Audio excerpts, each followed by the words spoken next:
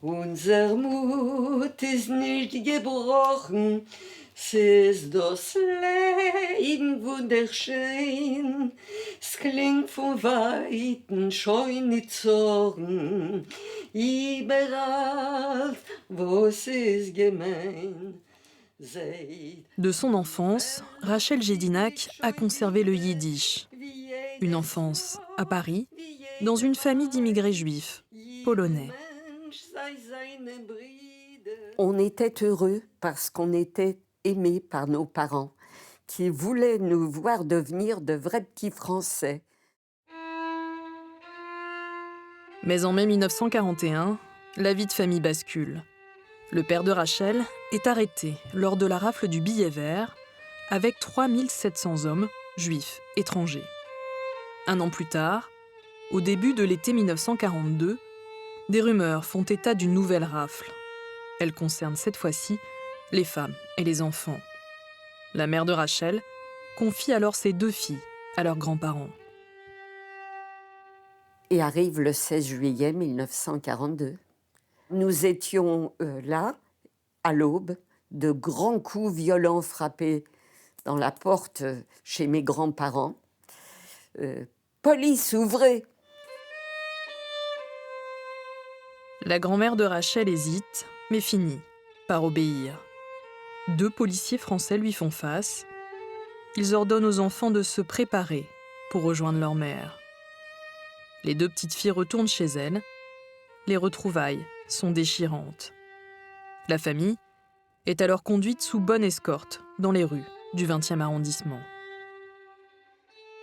C'est que j'ai vu aux fenêtres, sur les trottoirs, des gens massés, nous regarder passer comme un troupeau. Certains faisaient le signe de croix, les larmes aux yeux, d'autres nous montraient du doigt en riant. Les mamans criaient « Mais où allons-nous? Où nous emmenez-vous » Les policiers ne répondaient pas. Rachel, sa sœur et sa mère sont rassemblées avec les autres juifs du quartier dans les locaux de la Bellevilloise, un lieu social et culturel de Ménilmontant. La mère comprend alors que le pire est à venir. Elle ordonne à ses filles de fuir par l'issue de secours. Et là, j'ai fait une comédie incroyable. « Je ne vais pas te quitter », j'ai hurlé. Elle m'a giflé violemment, la seule gifle de ma vie. Mais c'est plus tard que j'ai compris que cette gifle m'a sauvé la vie. Des policiers détournent la tête. Rachel et sa sœur réussissent à sortir. Elles viennent de réchapper à la rafle du Veldiv. Alors, nous sommes devant la salle de la Bellevilloise, qui est l'un des 4 centres, ce qu'on appelait les centres de rassemblement du 20e arrondissement. Il fallait trier les gens avant de les envoyer soit à Drancy, pour les adultes, sans enfants, soit au Vélodrome d'hiver, où on a parqué les familles. À l'origine de cette rafle, il y a une demande des Allemands qui exigent la livraison de Juifs en âge de travailler.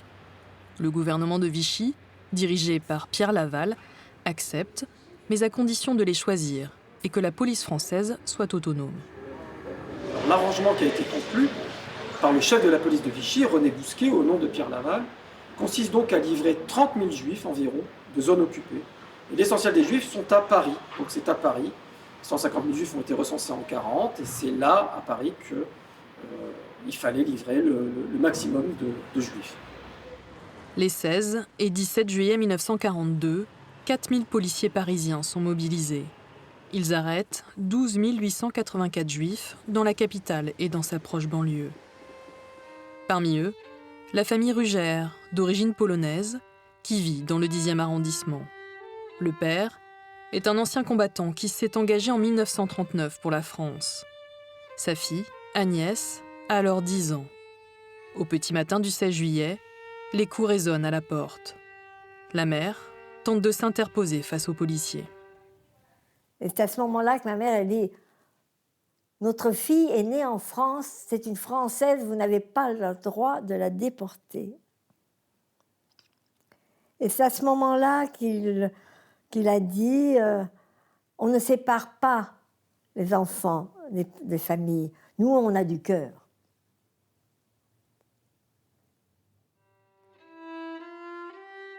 Avec ses parents, Agnès est conduite en bus vers la rue Nélaton, dans le 15e arrondissement, où se situe le Vélodrome d'hiver, le lieu choisi pour regrouper les Juifs arrêtés. Les gens faisaient la queue sans dire un mot, comme des animaux à l'abattoir. Mon père était mort avant d'être mort. Il ne pouvait pas imaginer que la France le tromperait. Ça, c'était pas possible. C'était pas possible. Il n'a pas compris. Il n'a pas compris. Alors que son mari a accepté son sort, la mère d'Agnès tente le tout pour le tout. Elle parlemente avec les policiers, prétextant que sa fille doit se soulager. Elles se retrouvent alors toutes les deux dans une allée d'immeubles. C'est à ce moment-là qu'elle a eu un moment de folie. Après m'avoir arraché mon étoile qui tenait qu'à un fil, elle a arraché la sienne.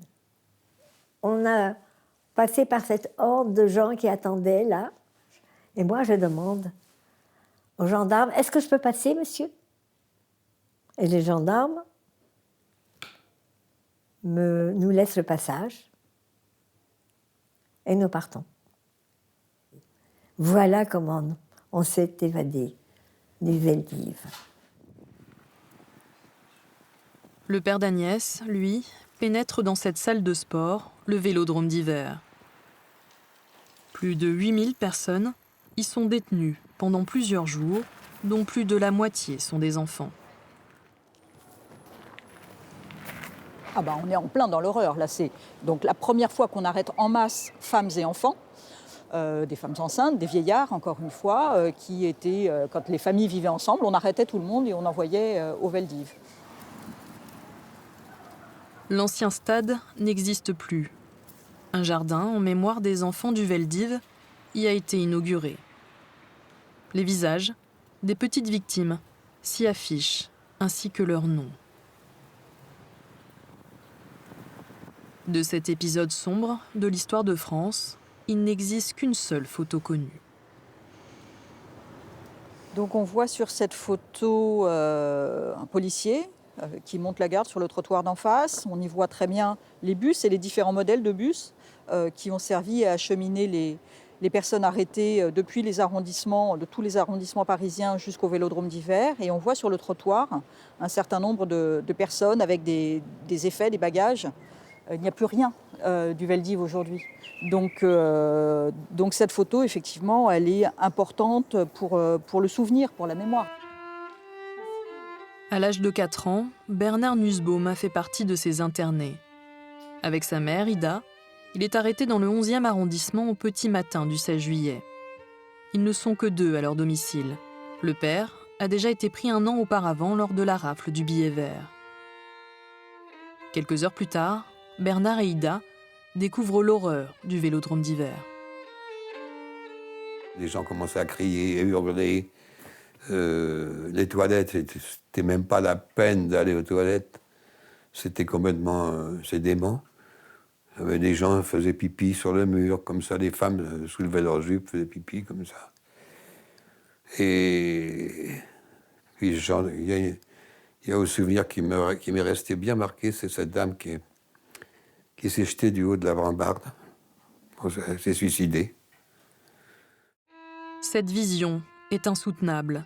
La mère de Bernard décide alors de s'échapper, mais les policiers bloquent les issues. Elle finit par profiter d'un changement de ronde et se faufile dehors, dans la rue Nélaton. Et là, il y a un officier de police qui dit « Qu'est-ce que vous faites là, vous ? C'est pas votre place. Vous gênez le monde, là. Vous gênez le monde. Allez-vous-en. » Ben, elle est partie. Elle est partie. Hein ? Mais allez où ?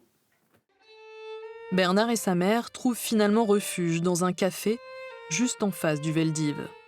Alors qu'une serveuse leur offre à manger, un policier propose de les aider. Il est venu vers ma mère, il lui a enlevé l'étoile et il lui a dit « Vous restez là, vous ne bougez pas jusqu'à 16h. À 16h, la rafle sera terminée et vous quittez Paris. » Et effectivement, à 16h, le policier est venu. Et un des policiers nous a accompagnés jusqu'au métro. C'est ça qui est incroyable, il nous a accompagnés jusqu'au métro. Voilà.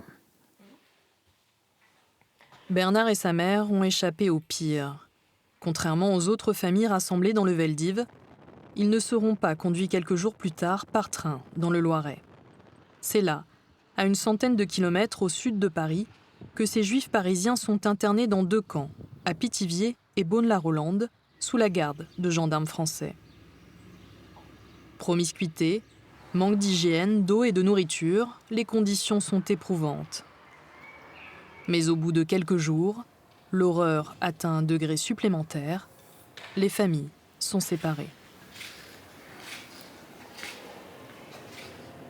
Les Allemands ne réclament pas les enfants encore.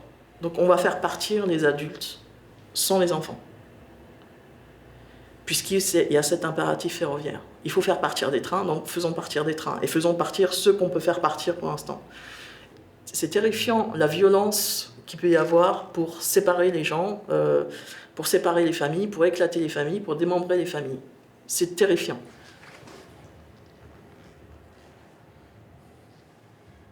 Les enfants sont livrés à eux-mêmes, sous la garde des gendarmes et de quelques assistantes sociales. Un mur de portraits leur rend hommage au Cercil, le mémorial des enfants du Veldiv, à Orléans. Pour ce musée, Catherine Thion a retracé leur terrible destin. Certains sont tombés fous, ou alors complètement amorphes. Ils n'existent plus, en fait. Il faut s'en occuper parce qu'ils sont plus là, en fait. Ils sont partis quelque part, ils sont partis avec leurs parents.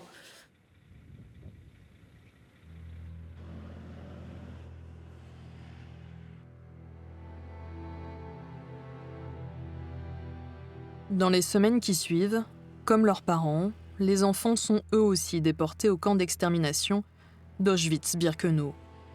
Sur les 4000 enfants du Veldiv, seulement 6 en reviendront vivants.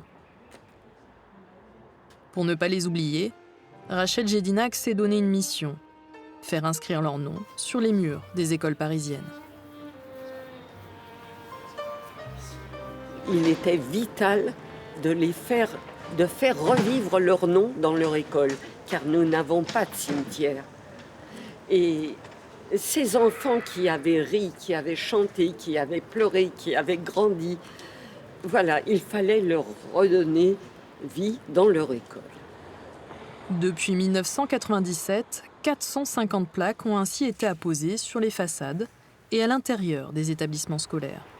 Ces 2 plaques me donnent toujours beaucoup d'émotion de voir figurer mes cousines, mon cousin et tous ces enfants. Je suis un peu apaisée parce que leur nom figure dans leur école et c'est très bien, ce qui prouve qu'ils ont existé.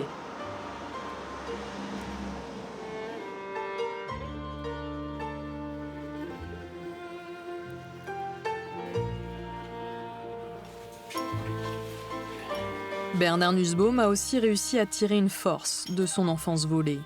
Après une carrière dans la confection, il s'est engagé en politique. Il est devenu un élu de la commune de Hyères, en région parisienne.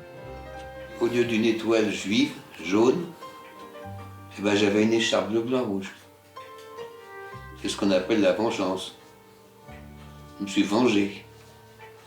Le jour où j'ai été élu, j'ai dit c'est pas possible qu'un petit juif à qui on a fait souffrir comme ça se retrouve aujourd'hui, mais c'était à chialer, quoi. Je veux dire à pleurer, de dire que vous vous rendez compte que mais qui aurait pu penser un instant qu'un jour je serais maire adjoint de la République française. Voilà, ça s'explique pas. Ça peut pas s'expliquer. Agnès Buisson est, elle, devenue médecin. Elle s'est aussi mariée. Elle a eu 3 enfants, 8 petits-enfants et 6 arrière-petits-enfants. Quand on est tous réunis, je compte. Nous sommes 30. J'ai survécu et j'ai donné 30. Un bonheur qu'elle résume en yiddish, la langue de son enfance. Mon chéri, Alors oui, je vais vous le dire, ça s'appelle Vergnügen für die Kinder. Vergnügen, la joie que donnent les enfants. Vergnügen mit den Kindern. Ah. C'est beau, hein.